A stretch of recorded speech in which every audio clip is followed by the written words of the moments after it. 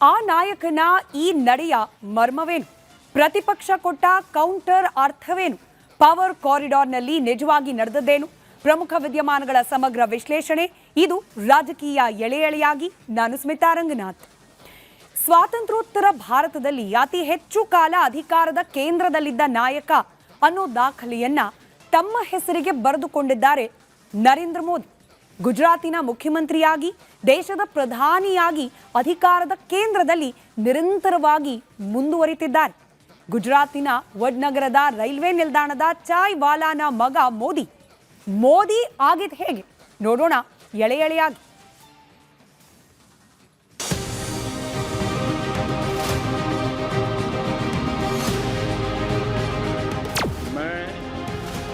नरेंद्र दामोदर दास मोदी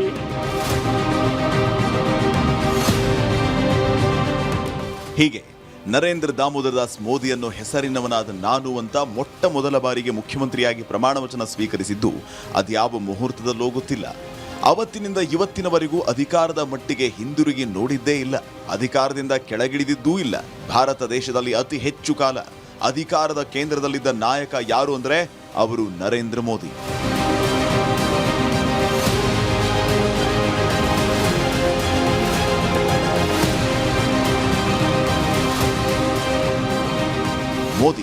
ಮೋದಿ ಆಗಿದ್ದು ಹೇಗೆ?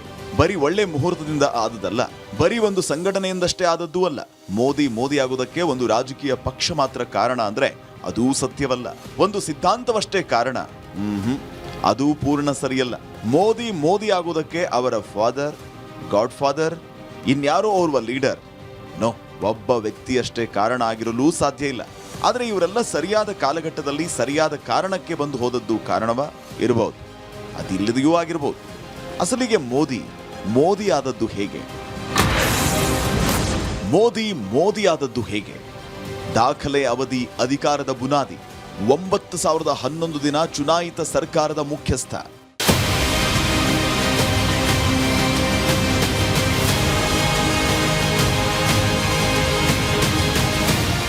ಗುಜರಾತ್ ರಾಜ್ಯದ ಮುಖ್ಯಮಂತ್ರಿಯಾಗಿ, ಭಾರತ ದೇಶದ ಪ್ರಧಾನಮಂತ್ರಿಯಾಗಿ ಒಟ್ಟು 9,011 ದಿನಗಳ ಕಾಲ ಚುನಾಯಿತ ಸರ್ಕಾರದ ಮುಖ್ಯಸ್ಥರಾಗಿ ನರೇಂದ್ರ ಮೋದಿ ಸೇವೆ ಸಲ್ಲಿಸಿದ್ದಾರೆ. ಈ ಮೂಲಕ ಭಾರತದ ದೇಶದ ಇತಿಹಾಸದಲ್ಲೇ ಅತಿ ಹೆಚ್ಚು ದಿನ ಅಧಿಕಾರದಲ್ಲಿದ್ದ ಚುನಾಯಿತ ಸರ್ಕಾರದ ಮುಖ್ಯಸ್ಥ ಅನ್ನೋ ದಾಖಲೆಯನ್ನು ನಿರ್ಮಿಸಿದ್ದಾರೆ. ಇಂಥದ್ದೊಂದು ದಾಖಲೆ ಬರೆಯುವ ಹಾಗೆ ಮೋದಿಯಾಗಿದ್ದು ಹೇಗೆ ಅಂದ್ರೆ,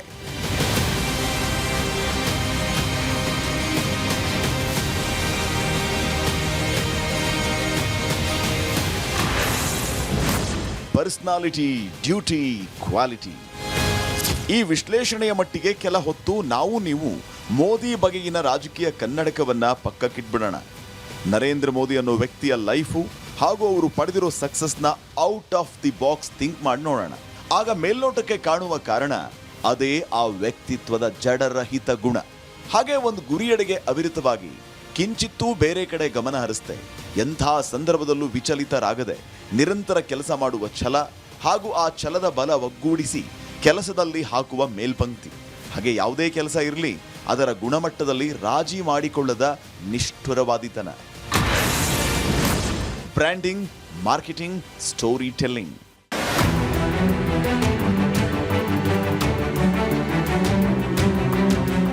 ಯಾವುದೇ ಒಬ್ಬ ಯಶಸ್ವಿ ನಾಯಕನಿಗೆ ತನ್ನದೇ ಆದ ಒಂದು ಬಲವಾದ ಕಥೆ ಇರಬೇಕು.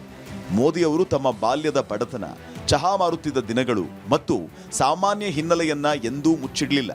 ಬದಲಿಗೆ ಅದನ್ನೇ ತಮ್ಮ ಅತಿ ದೊಡ್ಡ ಶಕ್ತಿಯನ್ನಾಗಿ ಮಾಡಿಕೊಂಡ್ರು. ಇದು ಭಾರತದ ಕೋಟ್ಯಾಂತರ ಸಾಮಾನ್ಯ ಜನರಿಗೆ ನಮ್ಮಲ್ಲೊಬ್ಬ ವ್ಯಕ್ತಿ ನಮಗಾಗಿ ಏನೋ ಮಾಡ್ತಾ ಇದ್ದಾನೆ ಅನ್ನೋ ಭಾವನೆಯನ್ನ ಆರಂಭದಲ್ಲಿ ಮೂಡಿಸಿತು. ನಂತರ ನಮ್ಮವನೇ ಒಬ್ಬ ಆ ಸ್ಥಾನದಲ್ಲಿದ್ದಾನೆ ಅನ್ನೋ ಭಾವನೆಯನ್ನು ಸೃಷ್ಟಿಸಿತು. ಅವರು ಕೇವಲ ರಾಜಕಾರಣಿಯಾಗಿ ಅಲ್ಲ, ಬ್ರ್ಯಾಂಡ್ ಆಗಿ ತಮ್ಮನ್ನ ತಾವು ರೂಪಿಸಿಕೊಂಡ್ರು.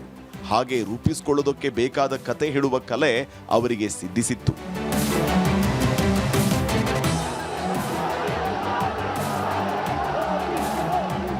भाइयों बहनों, उनको तो मांगने में शर्म आती होगी, मुझे मांगने में शर्म नहीं आती। और भाइयों बहनों, ये जनता जनार्दन ईश्वर का रूप होता है। ये जनता जनार्दन परमात्मा का अंश होता है। मैं जनता से नहीं मांगूंगा तो किससे मांगूंगा? Master of crisis management.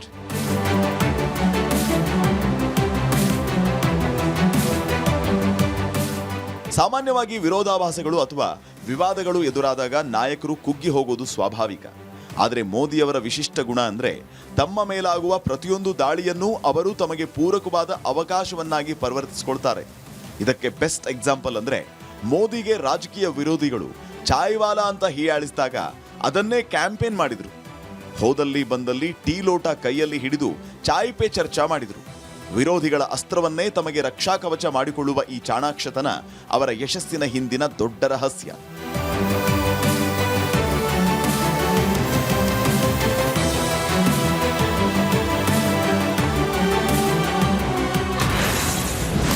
Challenge to change. Modi ಅವರ ವಯಸ್ಸು ಮತ್ತು ಅವರ ಆಲೋಚನೆಗಳ ನಡುವೆ ದೊಡ್ಡ ವ್ಯತ್ಯಾಸ ಇದೆ.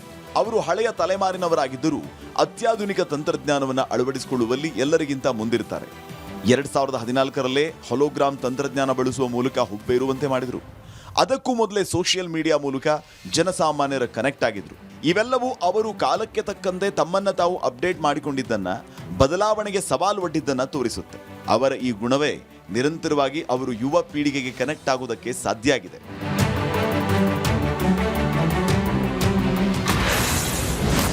Discipline and micro management.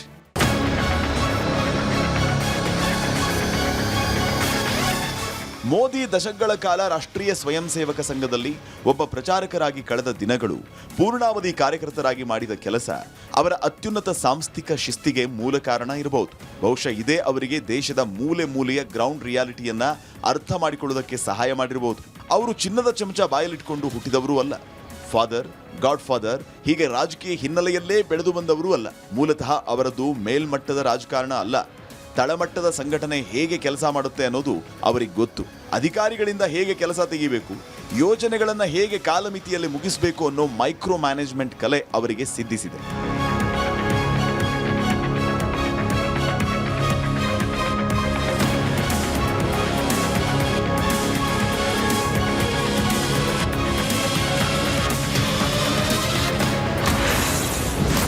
Emotional intelligence. ಜನರ ನಾಡಿ ಮಿಡಿತ ಅರಿತು ನಡೆಯುವಂತಹ ನಡೆ ಮೋದಿ ಮುನ್ನಡೆಗೆ ಮೂಲ ಕಾರಣ ಇರಬಹುದು. ಜನರ ಭಾವನೆಗಳನ್ನ, ಅವರ ಆಸೆ ಆಕಾಂಕ್ಷೆಗಳನ್ನ ಮತ್ತು ಅವರಲ್ಲಿರುವ ದೇಶ ಪ್ರೇಮದ ಸುಪ್ತ ಪ್ರಜ್ಞೆಯನ್ನ ಹೇಗೆ ಜಾಗೃತಗೊಳಿಸಬೇಕು ಅನ್ನೋದು ಅವರಿಗೆ ತಿಳಿದಿದೆ. ಮನ್ ಕಿ ಬಾತ್ನಂತಹ ಕಾರ್ಯಕ್ರಮಗಳ ಮೂಲಕ ಅವರು ರಾಜಕೀಯದಾಚೆಗೂ ಜನರ ದೈನಂದಿನ ಬದುಕಿನೊಂದಿಗೆ ಕನೆಕ್ಟ್ ಆಗೋದು ಅವರ ಎಮೋಷನಲ್ ಇಂಟೆಲಿಜೆನ್ಸ್ಗೆ ಎವಿಡೆನ್ಸ್.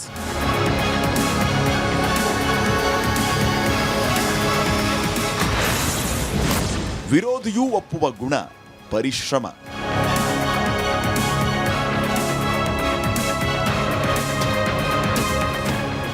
ಮೋದಿ ವಿರೋಧಿಗಳು ಒಪ್ಕೊಳ್ಳುವ ಒಂದು ಸತ್ಯ ಅಂದ್ರೆ ಅವರ ಅವಿರತ ಪರಿಶ್ರಮ. ಅಂದಿಗೂ ಇಂದಿಗೂ ದಿನಕ್ಕೆ 16ರಿಂದ 18 ಗಂಟೆಗಳ ಕಾಲ ಕೆಲಸ ಮಾಡುವ ಅವರ ದೈಹಿಕ ಮತ್ತು ಮಾನಸಿಕ ಸಾಮರ್ಥ್ಯ ಅದ್ಭುತವಾದದ್ದು. ಯಾವುದೇ ರಜೆ ತಗೊಳ್ಳದೆ, ವೈಯಕ್ತಿಕ ಕುಟುಂಬದ ಹಂಗಿಲ್ಲದೆ ಕೇವಲ ತಮ್ಮ ಗುರಿಯ ಕಡೆಗೆ ಮಾತ್ರ ಗಮನ ಹರಿಸುವ ಅವರ ಸನ್ಯಾಸಿ ಸೌಮ್ಯತೆಯ ಕಠಿಣ ಜೀವನ ಶೈಲಿ ಅವರಿಗೆ ಜನರಲ್ಲಿ ಒಂದು ರೀತಿಯ ಗೌರವ ಮತ್ತು ವಿಶ್ವಾಸಾರ್ಹತೆಯನ್ನು ತಂದುಕೊಟ್ಟಿದೆ. ಇದೇ ಅವರ ನಿರಂತರ ಯಶಸ್ಸಿಗೂ ಕಾರಣ ಆಗಿದೆ. ಹಾಗಾದ್ರೆ ರಾಜಕೀಯ ಸವಾಲುಗಳ ಮಧ್ಯೆ, ರಾಜಕಾರಣದ ದಾಳಿಗಳ ಮಧ್ಯೆ ಮೋದಿ ಮೋದಿ ಆದದ್ದು ಹೇಗೆ? ನೋಡೋಣ ಮುಂದಿನ ಎಳೆಯಲ್ಲಿ. ರಿಪಬ್ಲಿಕ್ ಕನ್ನಡ, ಬೆಂಗಳೂರು. 2001ರಲ್ಲಿ ಗುಜರಾತ್ನ ಮುಖ್ಯಮಂತ್ರಿಯಾದ ನರೇಂದ್ರ ಮೋದಿ ಆಗಿದ್ದು ಹೇಗೆ? ರಾಜಕೀಯ ಸವಾಲುಗಳ ನಡುವೆ ನಲುಗದೆ ಮೋದಿ ಆದದ್ದು ಹೇಗೆ? ಗೋಧ್ರಾ ಹಾಗೂ ಗೋಧ್ರೋತ್ತರ ಹತ್ಯಾಕಾಂಡಗಳಂತಹ ಅಗ್ನಿ ಪರೀಕ್ಷೆಯ ನಂತರ ಕೂಡ ಮೋದಿ ಆಗಿದ್ದು ಹೇಗೆ? ನೋಡೋಣ ಎಳೆ ಎಳೆಯಾಗಿ.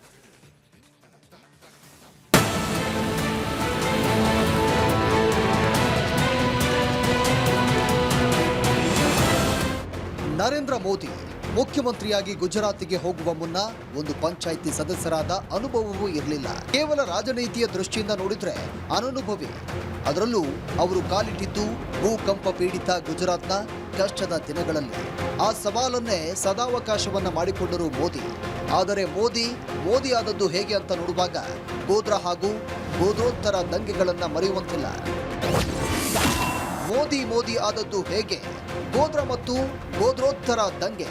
2002ರಲ್ಲಿ ನಡೆದಂತ ಗೋಧ್ರಾ ಮತ್ತು ಗೋಧ್ರೋತ್ತರ ದಂಗೆಗಳು ಮೋದಿ ಎದುರಿಸಿದ ಅತಿದೊಡ್ಡ ಅಗ್ನಿ ಪರೀಕ್ಷೆ. ಮೋದಿ ಗುಜರಾತ್ ಸಿಎಂ ಆದ ಕೆಲವೇ ತಿಂಗಳುಗಳಲ್ಲಿ 2002ರ ಗೋಧ್ರಾ ರೈಲು ದುರಂತ ಮತ್ತು ನಂತರದ ಕೋಮು ದಂಗೆಗಳು ಸಂಭವಿಸಿದ್ವು. ಇದು ಅವರ ರಾಜಕೀಯ ಜೀವನವನ್ನ ಮುಗಿಸಿಯೇ ಬಿಡುತ್ತದೆ ಅಂತ ಎಲ್ಲರೂ ಭಾವಿಸಿದ್ರು. ಮಾಧ್ಯಮಗಳ ಕಟು ಟೀಕೆ, ವಿಶೇಷ ತನಿಖಾ ದಳದ ತನಿಖೆ, ರಾಷ್ಟ್ರೀಯ ಮತ್ತು ಅಂತಾರಾಷ್ಟ್ರೀಯ ಮಾಧ್ಯಮಗಳ ಟಾರ್ಗೆಟ್ಗೆ ಮೋದಿ ತುತ್ತಾದ್ರು. ಸ್ವತಃ ಅಂದಿನ ಪ್ರಧಾನಿ ವಾಜಪೇಯಿ ರಾಜಧರ್ಮ ಪಾಲಿಸುವಂತೆ ಹೇಳಿಕೆ ನೀಡಿದ್ರು. ಅಮೆರಿಕ ಮೋದಿಗೆ ವೀಸಾ ನಿರಾಕರಣೆ ಮಾಡಿತು. ವಿರೋಧ ಪಕ್ಷಗಳು ಅವರ ರಾಜೀನಾಮೆಗೆ ಪಟ್ಟು ಹಿಡಿದ್ವು. ಸುಪ್ರೀಂ ಕೋರ್ಟ್ ಉಸ್ತುವಾರಿಯ ಎಸ್ಐಟಿ ತನಿಖೆ ಎದುರಿಸಬೇಕಾಯಿತು.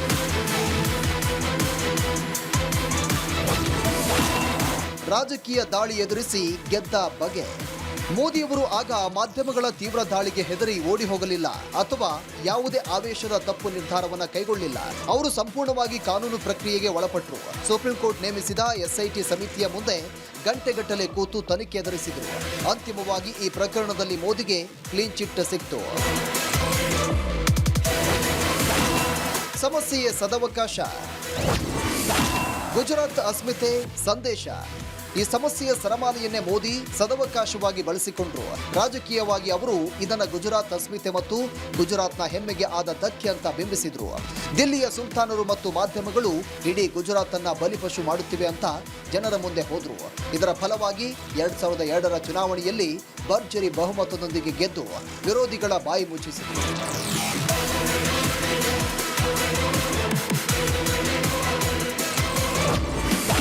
ಸಾವಿನ ವ್ಯಾಪಾರಿ ಎಂದ ಸೋನಿಯಾ. ಇದೇ ಆಯ್ತು ಚುನಾವಣಾ ವಿಷಯ. 2007ರ ಗುಜರಾತ್ ಚುನಾವಣೆಯ ಪ್ರಚಾರದ ವೇಳೆ ಕಾಂಗ್ರೆಸ್ ನಾಯಕಿ ಸೋನಿಯಾ ಗಾಂಧಿ ಮೋದಿಯವರನ್ನ ಮೌತ್ ಕಾ ಸೌದಾಗರ್ ಅಂದರೆ ಸಾವಿನ ವ್ಯಾಪಾರಿ ಅಂತ ಕರೆದ್ರು. ತನ್ನ ವಿರುದ್ಧ ನಡೆದಂತ ಈ ವಾಗ್ದಾಳಿಯನ್ನೇ ಅವಕಾಶವಾಗಿ ಬಳಸಿಕೊಂಡರು ಮೋದಿ.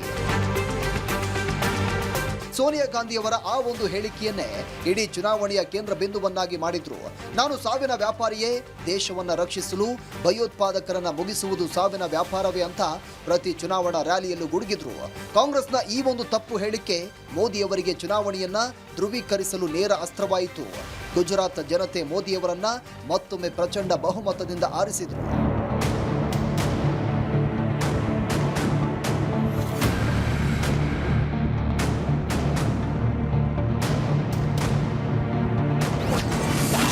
ಯುಪಿಎ ಸರ್ಕಾರದ ಭೂಸ್ವಾಧೀನ ಕಾನೂನು. ಗುಜರಾತ್ನಲ್ಲಿ ಕೈಗಾರಿಕೆಗೆ ಭರಪೂರ ಜಮೀನು. ಕೇಂದ್ರದಲ್ಲಿದ್ದ ಯುಪಿಎ ಸರ್ಕಾರ ಜಾರಿಗೆ ತಂದ ಕಠಿಣ ಭೂಸ್ವಾಧೀನ ಕಾಯ್ದೆಗಳು ಮತ್ತು ದೇಶದಲ್ಲಿ ಕೈಗಾರೀಕರಣಕ್ಕೆ ಮತ್ತು ಉದ್ಯಮಿಗಳಿಗೆ ದೊಡ್ಡ ತಲೆನೋವಾಗಿದ್ವು. ಇದನ್ನೇ ಅವಕಾಶವಾಗಿ ಬಳಸಿಕೊಂಡ ಮೋದಿ ಇದೇ ಸಂದರ್ಭ ಬಳಸಿಕೊಂಡು ವೈಬ್ರೆಂಟ್ ಗುಜರಾತ್ ಎಂಬ ಜಾಗತಿಕ ಹೂಡಿಕೆದಾರರ ಶೃಂಗಸಭೆಯನ್ನು ಆರಂಭಿಸಿದರು. ಕೇಂದ್ರ ಸರ್ಕಾರದ ಅಸಹಕಾರದ ನಡುವೆಯೂ ಉದ್ಯಮಿಗಳಿಗೆ ಗುಜರಾತ್ನಲ್ಲಿ ಕೆಂಪು ಪಟ್ಟಿಯ ತಡೆಯ ಬದಲಿಗೆ ಕೆಂಪು ಹಾಸಿನ ಸ್ವಾಗತ ನೀಡಿದರು.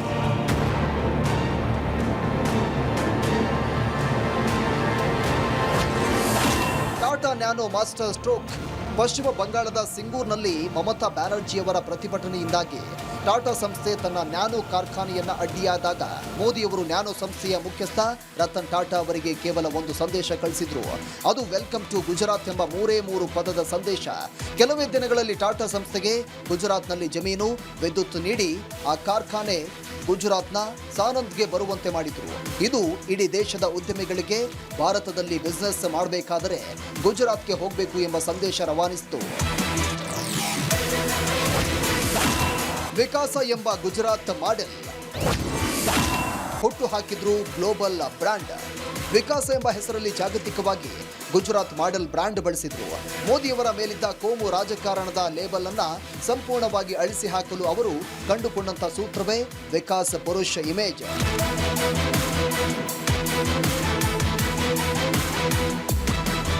2014 ಲೋಕಸಭಾ ಚುನಾವಣೆಗೆ ಮುನ್ನ ಮೋದಿಯವರನ್ನ ರಾಷ್ಟ್ರ ಮಟ್ಟದಲ್ಲಿ ಒಪ್ಪಿಕೊಳ್ಳಬೇಕಾದರೆ ಅವರಿಗೆ ಕೇವಲ ಹಿಂದುತ್ವದ ಇಮೇಜ್ ಸಾಲ್ತಾ ಇರಲಿಲ್ಲ. ಮಧ್ಯಮ ವರ್ಗ ಮತ್ತು ಯುವ ಪೀಳಿಗೆಗೆ ಉದ್ಯೋಗ ಮತ್ತು ಅಭಿವೃದ್ಧಿ ಬೇಕಿತ್ತು. ಗುಜರಾತ್ನಲ್ಲಿ ಜಾರಿಗೆ ತಂದ 24 ಗಂಟೆ ವಿದ್ಯುತ್ ನೀಡುವ ಜ್ಯೋತಿ ಗ್ರಾಮ್ ಯೋಜನೆ, ರಸ್ತೆಗಳು, ಕೃಷಿ ಮತ್ತು ನರ್ಮದಾ ನದಿ ನೀರು ನಿರ್ವಹಣೆಯನ್ನ ಮುಂಚೂಣಿಗೆ ತಂದು ದೇಶಾದ್ಯಂತ ವಿಕಾಸದ ಮಾಡೆಲ್ ಅನ್ನ ಪ್ರಚಾರ ಮಾಡಿದ್ರು. 2012ರ ವೇಳೆಗೆ ದೇಶದ ಜನರ ಮುಂದೆ ಅಭಿವೃದ್ಧಿಯ ಸಂಕೇತವಾಗಿ ಗುರುತಿಸಿಕೊಂಡ್ರು.